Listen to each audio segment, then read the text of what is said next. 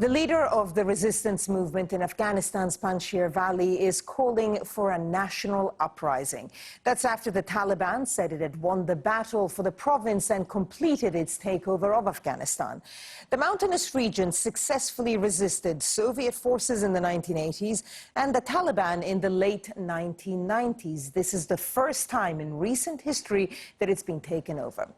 Well, key to this resistance was Ahmed Shah Massoud, the Northern Alliance leader known as the Lion of Panjshir, who al-Qaeda assassinated just days before the 9/11 attacks.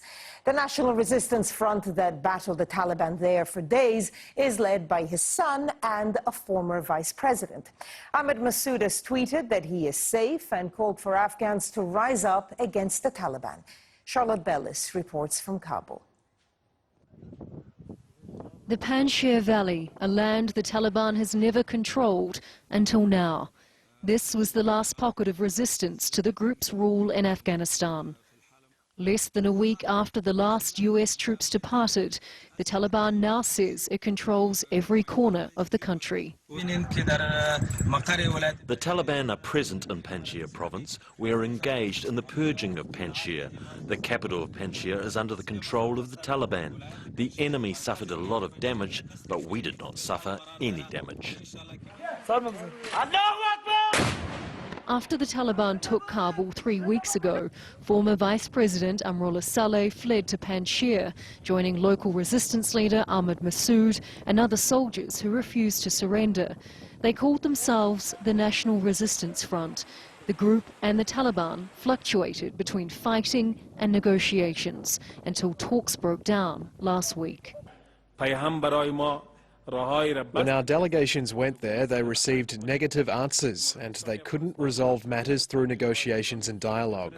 So the Islamic Emirate decided to send military forces to get rid of this violent nest of terrorism. The Taliban launched an offensive into the valley. With communications down, both sides launched a propaganda war, claiming they were winning the fight. We're in our positions and fighting is ongoing. The enemy has been exterminated. I took this weapon from a Taliban fighter. Their dead bodies are spread out on the ground. The Panjshir Valley was used to successfully resist Soviet forces in the 1980s and the Taliban in the 1990s and early 2000s. One of the United States' biggest allies during that era was Northern Alliance leader Ahmed Shah Massoud.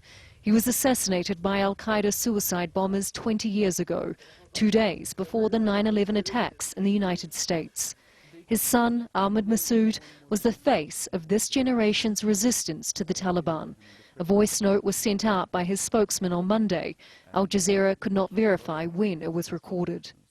My dear countrymen, wherever you are, inside or outside Afghanistan, I want you to start an uprising. Do whatever you can do. Stand up and raise your voice. Nobody knows where Massoud escaped to and whether other resistance leaders fled also. Still, they remain hopeful they can transplant their uprising from Panjshir to neighbourhoods across the country.